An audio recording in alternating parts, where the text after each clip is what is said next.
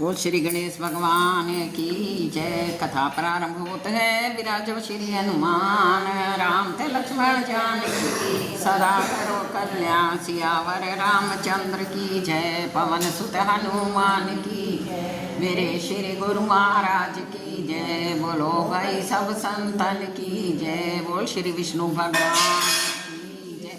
कार्तिक महात्म की जय। बोल पंचवीखम की जय। चौथा अध्याय। सूत जी कहते हैं कि उद्धापन करने की शक्ति ना हो तो ब्राह्मण को भोजन करा देवे। यदि ब्राह्मण भी नहीं हो तो गौ का पूजन कर ले।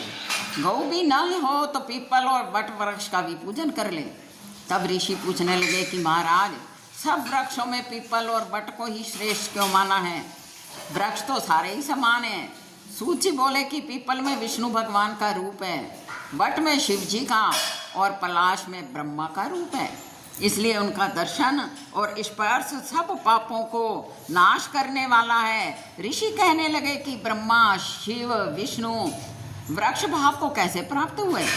तब सूत जी कहने लगे कि एक समय श्री महादेव जी और पार्वती जी एकांत में विराजमान थे। उस समय देवताओं द्वारा भेजे गए अग्निदेव ने उनके एकांतवास में कुछ विघ्न किया, जिससे पार्वती जी ने क्रुद्ध होकर के देवताओं को श्राप दे दिया कि तुम वृक्ष हो जाओ।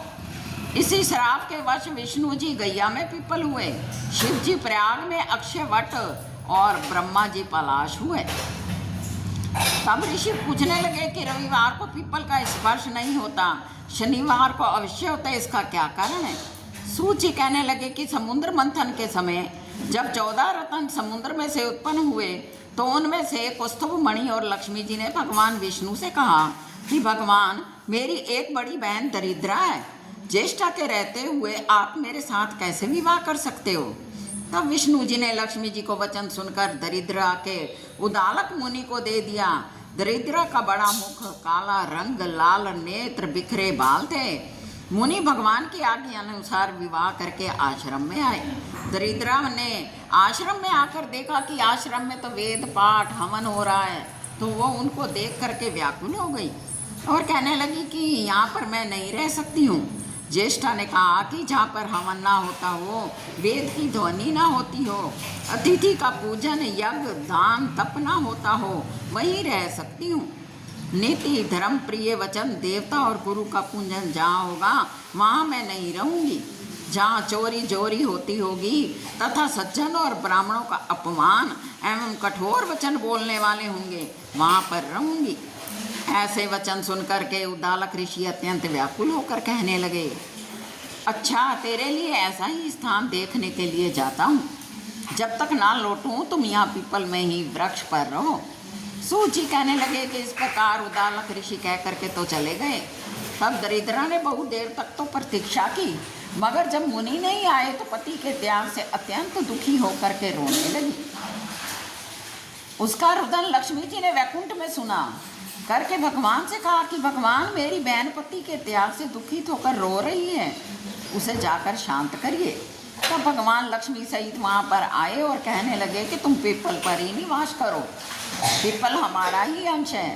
जो कोई वर्ष भर तक तथा कार्तिक शुक्ला पूर्णमासी को पीपल ज्येष्ठा का पूजन करेगा उसके यहाँ लक्ष्मी का वास होगा। जो शनिवार को तुम्हारा पूजन करेगा तथा सूत लपेटेगा उसकी सब मनोवांछित कार्य सिद्ध होंगे, परंतु दूसरे रविवार के दिन जो पीपल का स्पर्श करेगा वह दरिद्री हो जाएगा।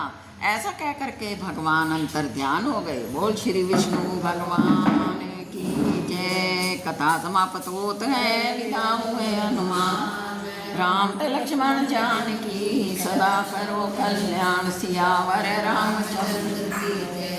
पवन सुत हनुमान की जय। मेरे श्री गुरु महाराज की जय। बोलो भाई सब संतन की जय।